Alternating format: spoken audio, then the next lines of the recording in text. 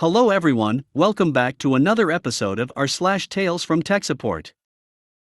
In today's episode, Manager, company policy is we do not pay for overtime. Tech, sure, okay, whatever. What's that buzzing noise? The pit of despair. Before we get started, make sure to subscribe so you will never miss a video. So let's get started. Manager, company policy is we do not pay for overtime. Tech, sure, okay, whatever. Sometimes as a consultant you get to see how an office functions from an outsider perspective. Since you are an independent contractor, the company treats you differently than an employee. Also, just due to the nature of contract work, your engagement is usually short-term. This makes you a temporary fixture and sometimes are just treated as the fly on the wall, like you do not exist. And this can lead to some interesting observations, including seeing train wrecks in progress. This is one of those tales.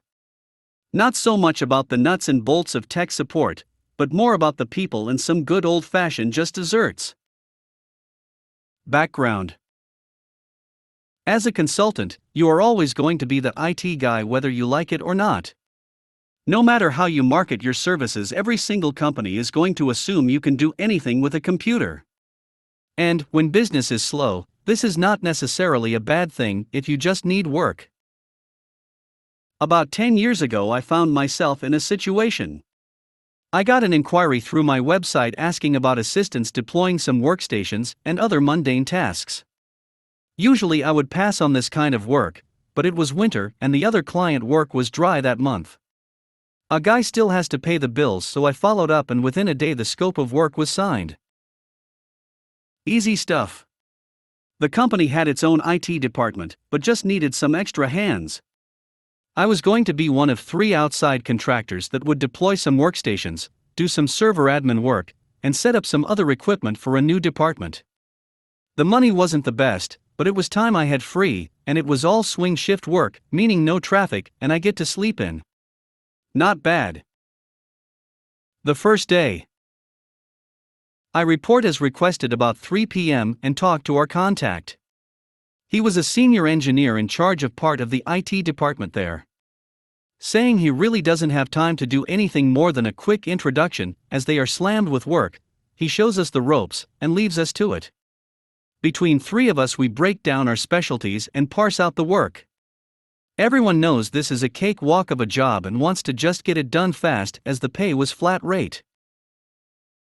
I take the server work and see my contact, who the system administrator.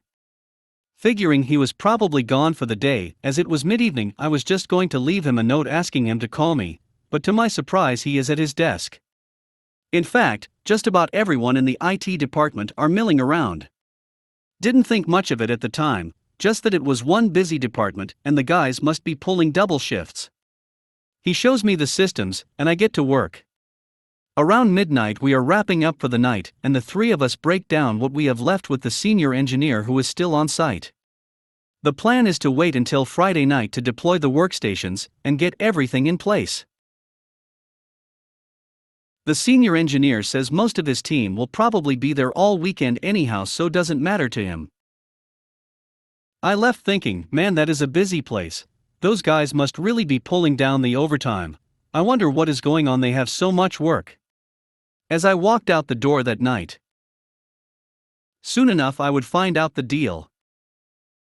Friday night. Head to the work site a little early on Friday, figuring if we all pull a long night we should be able to wrap it up and all get our weekend back. Things are going great, and we are ahead of schedule, so the senior engineer offers to take us out a local diner, while we wait for the office to close up so we can deploy workstations without tripping over people.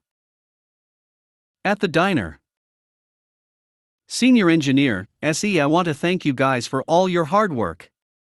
We are all overworked, and when we got approval to contract out this job everyone was excited. IT guy, me, hey, glad to be of service. Looks like you guys are crazy busy. Is everyone pulling doubles and doing weekends to handle your ticket load? SE, oh, we are understaffed, so we all have to pull extra hours. Me, that S asterisk CKs, but must be some great overtime. SE, overtime, not really, we are all salaried, some loophole or something, we just put in the time because we all need the job right now. The conversation trailed off from there, but it left me thinking, in this state most IT workers are eligible for overtime as a matter of law, there is no loophole like that, something isn't right. Back at the work site. I'm in the network closet with the systems administrator hooking up some ports and finishing the server work.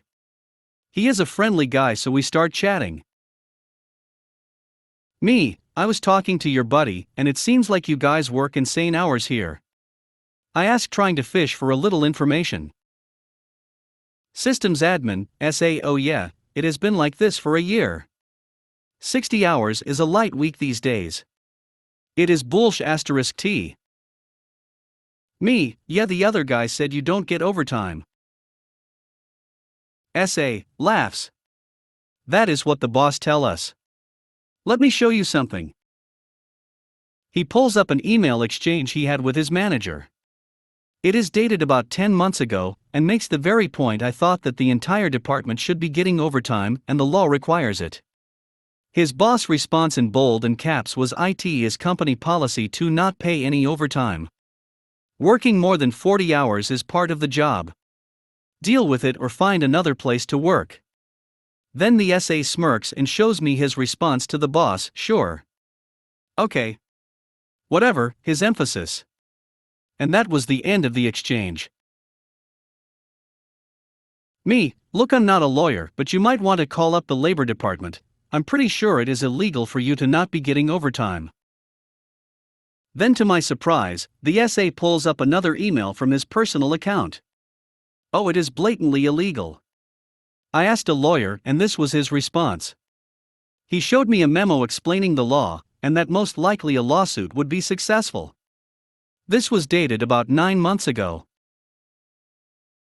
Me, confused, so you guys know you should be getting overtime, but not getting paid, and everyone is okay with that. SA, we all make sure to log all of our hours and document the time. Me, still confused, but you still aren't getting actually paid overtime? SA, no, but we will. Here is the kicker. According to the lawyer, the Labor Department will look back at the hours we put in for the last 12 months and award us retroactive overtime. So all of us just log our time and keep records, then in about a month we are going to file a claim altogether. The company is going to be on the hook for all that overtime, and they won't be allowed to fire any of us for reporting them either. Then the coup de grace. SA, we all figured when this whole thing started, if we pressed the point back, then they would just figure out a way to screw us.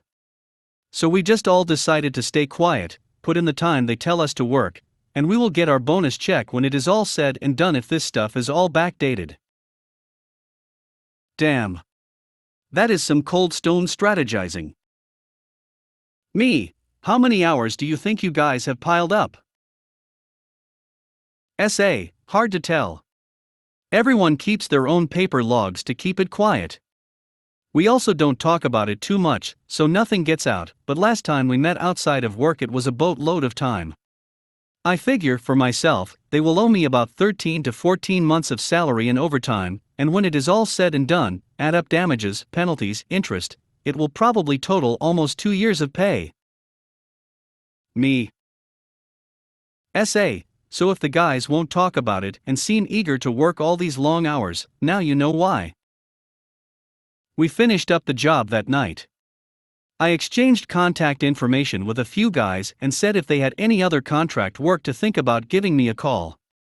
That was it, until 3 months later. I am at another job and see an email come in from the systems administrator, subject line overtime claim. Hey IT guy, hope you are doing well. We all ended up filing a big overtime claim with the state, and the company fired us for supposedly falsifying our timesheets.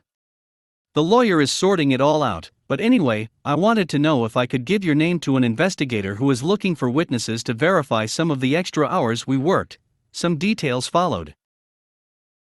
I agreed to talk to the investigator and got a call about a week later. He asked me some routine questions about times and dates and wanted me to email him over some proof I did the job. Then he started going into the details of the case. We got this company for probably $1 million in overtime and damages between all the guys in the department, plus the firing is probably illegal, so that is going to be another few $100,000 on top of it. The insurance company wants to settle, and once we wrap up the due diligence work, I think these guys are all going to make out rather nicely. I didn't hear anything for a while, until another email came in from the systems administrator, subject line overtime claim. Just wanted to let you know we settled this whole thing. Company caved pretty quick once it was clear we kept honest logs of our time, and the local management violated parent company regulations for the sake of making their site budget look better. Can't go into details, but we all got sizable checks, enough to pay off some loans and go back to school. I'll have to find a new job, but after I get my grad degree that shouldn't be an issue. Appreciate you talking to the investigators. Thanks, IT guy. What's that buzzing noise? A quick one. Just got a ticket reporting an awful low buzzing noise in one of our rooms. I pop in, the floor buffer is charging, so I switch that off, but apparently it's still buzzing.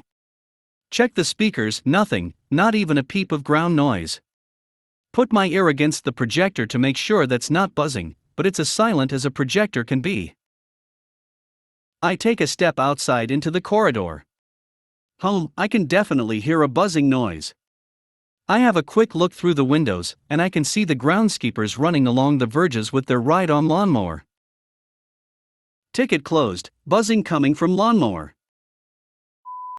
The pit of despair. Got reminded of another tale at the complicated complex. Cast. $T myself. $Floor working closely with Murphy as an undefined variable.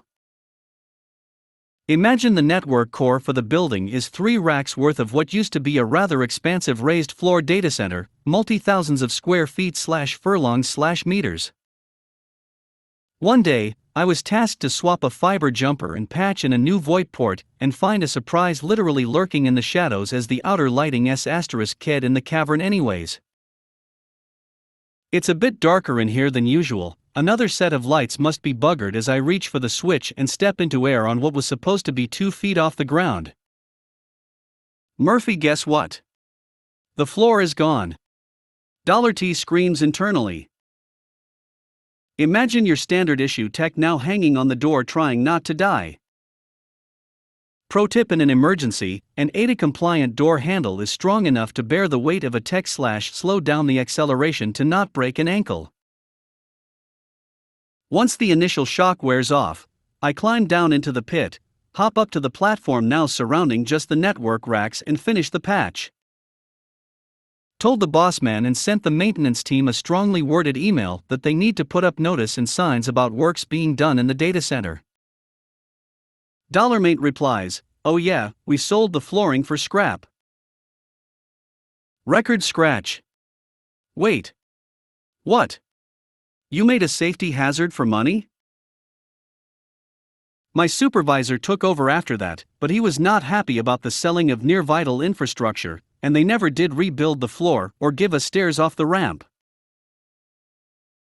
If you made it to the end of the video, thanks for watching. Don't forget to like, subscribe and share, and we will see you in the next video.